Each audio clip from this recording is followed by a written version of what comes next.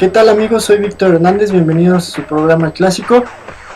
Este día hablaremos del América Pumas, una rivalidad bastante fuerte, una rivalidad que se forjó desde los años 70, si bien me parece, porque en esos años el jugador Enrique Borja estaba dando sus mejores pasos con los Pumas de la universidad, cuando súbitamente es traspasado al América, así, sin más. Lo vendieron como un costal de papas, así lo dice él. Llegó al América, hizo un gran equipo con Borja, con el Pata Bendita y con muchos emblemas hoy del americanismo. Ahí fue cuando la afición Puma se enojó mucho. De hecho, hicieron algún tipo de mantas y cosas por el estilo para anunciar su descontento. Era ahí cuando se forjó esta gran rivalidad. El América era líder, incluso estaba en la punta en ese momento, con la mejor contratación extranjera en la historia, me parece, que fue Carlos Reynoso, pero trataba de sobresalir.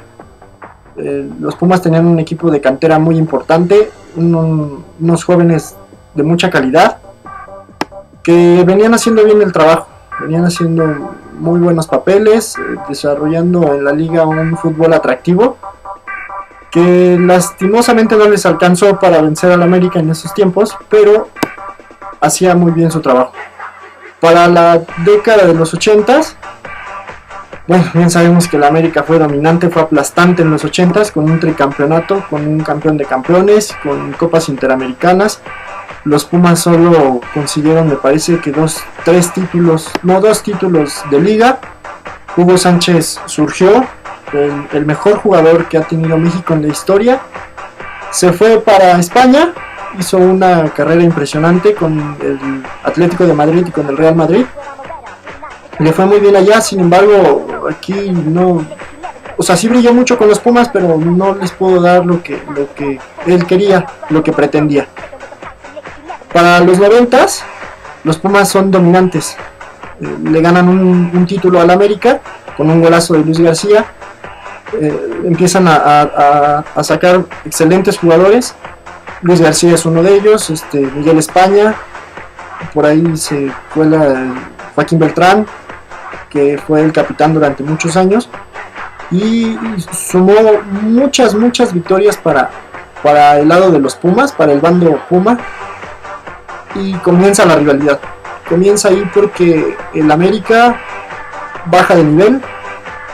Si bien nace su máxima leyenda, creo yo, de los últimos años, que es Cuauhtémoc Blanco, baja mucho de nivel.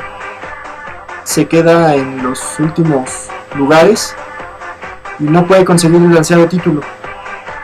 10 años pasan, 15 años tuvieron que pasar para que el América ganara otro título y para que le ganara otra vez con respeto, ¿no? Con autoridad a los Pumas. Pero bueno, es una probadita de lo que veremos dentro de nuestros siguientes programas. Vamos a analizar muchísimos clásicos y vamos a transportarnos a esos tiempos. Espero me acompañen. Tenemos 10 programas. Vamos a analizar los clásicos que más les gusten. Pueden dejar su comentario para promover algún clásico.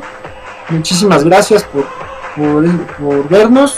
Mi nombre es Víctor Hernández. Espero le den like. Muchas gracias.